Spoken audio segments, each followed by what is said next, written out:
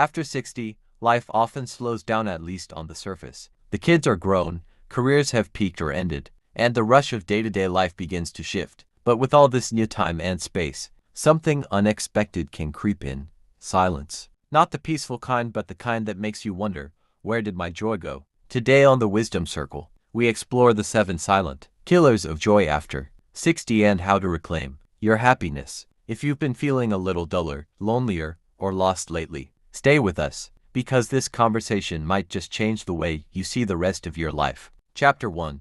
The Weight of the Past. We all carry a story, but as we get older, our story gets heavier. Regrets, missed chances, unresolved pain, these things pile up, and if we're not careful, they can silently suffocate our joy. It's tempting to relive the past, the should-haves, the what-ifs, and the if-onlys. These thoughts can become louder after 60, when there's more time to reflect. But here's the truth. You can't rewrite your past, but you can reclaim your future. How to reclaim your joy. Practice gentle forgiveness, not just of others, but of yourself. You did the best you could with what you knew. Tell a new version of your story. Focus on the resilience, the lessons, and the moments you survived and grew. Daily affirmation. I release the past and embrace this moment. Reflection prompt. What if your past wasn't a mistake, but a training ground for your greatest years ahead? Chapter 2. The Invisible Grudge. Bitterness ages us, not just emotionally but physically, too. And yet, so many people over 60 carry grudges, like worn-out coats they don't realize they're still wearing. Family estrangements, betrayals, old conflicts. We keep them alive in our minds, thinking it's justice, but in truth, it's poison, slow and silent. How to reclaim your joy. Write a forgiveness letter. You don't have to send it. Just let it out. Recognize that forgiveness is for you, not them. Release control. You may never get the apology. Make peace anyway. Reflection prompt. Is your grudge protecting your heart or hardening it? Chapter 3. The Fear of Irrelevance. Narrator. In a world obsessed with youth and speed, it's easy to feel left behind. Technology races forward, trends shift overnight, and it can feel like your voice doesn't matter anymore. This fear of becoming invisible is one of the quietest thieves of joy. It convinces you to stay quiet, to stop learning, to fade. But here's a secret. Wisdom is always relevant, and the world needs it more than ever. How to reclaim your joy. Stay curious. Learn something new, a language, an app, a game. Share your voice. Mentor someone. Start a blog. Join a discussion group. Celebrate your story.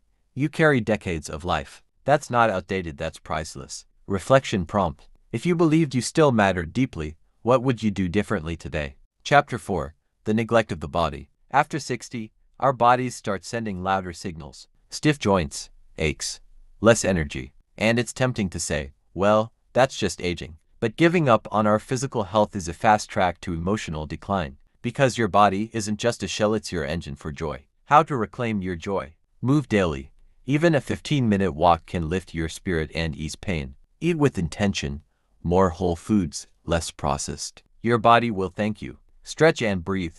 Yoga or Tai Chi aren't just for the young. They bring vitality and calm. Reflection prompt. What if your best health is still ahead because now you're finally listening? Chapter 5. The Shrinking Circle. As we age, friendships shift. Some move away. Some drift. And sadly, some pass on. Social circles shrink quietly until one day we realize we're lonely. And loneliness is one of the most dangerous silent killers, not just of joy, but of health. It increases the risk of heart disease, depression, even dementia. But loneliness doesn't mean you're unloved. It just means you need to reconnect with people, with purpose, with life. How to reclaim your joy. Reach out.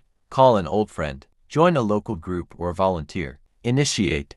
Don't wait for invitations. Be the one who invites. Build intergenerational friendships. Young people need your perspective, and you might need their energy. Reflection prompt. What small act of connection can you make this week? Chapter 6. The Voice of Self-Doubt. Somewhere along the way, many people internalize a cruel message. I'm too old. Too old to start over, to love again, to try something new. This silent killer is particularly vicious because it hides in your own voice. It whispers things like, who do you think you are? Or it's too late. How to reclaim your joy. Challenge the thought. Ask, is this really true or just familiar? Say it out loud. I am not too old. I am just beginning a new chapter. Reflection prompt. What would you do this year if you stopped believing you were too old? Chapter 7. The Loss of Purpose. Purpose isn't just for the young or ambitious. It's the fuel that keeps the soul alive. But your purpose doesn't have to be grand. It just has to be yours. How to reclaim your joy. Create small rituals, a morning walk, a journal, a daily call. Start something, a garden, a book club, a memoir. Make your days meaningful by design. The past, the grudges, the doubt, the silence, they don't have to win. Because now you see them, and what's seen can be changed. So let this be your quiet revolution. Reclaim your joy by forgiving what's behind you, nourishing your body and your mind, reaching out, even when it's hard, believing again that life still has gifts for you. You're not too old. You're just ready for a different kind of joy. A deeper one, a steadier one that no one can take from you. The Wisdom Circle, because life after 60 is just the beginning.